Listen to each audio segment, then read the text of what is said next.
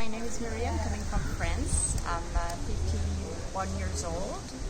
I had 2 years of experience in yoga, but really only 2 times a week.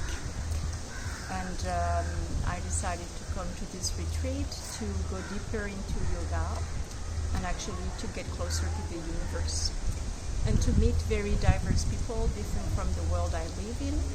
I think I should mention that I'm a lawyer, and practicing yoga and coming to Upaya gave me, a good understanding of the yoga practice.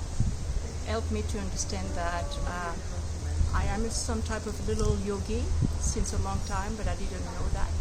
So now I understand it better, and I would like to recommend this place for anybody who wants to at the same time practice the asanas and learn more about yoga, but most of all people who want to have a sense of community and time to meet people, other people, discuss and understand why we are all part of a big yoga community. So thanks to Upaya, thanks to the teachers, and thank you for the crowd who was with me during this December session.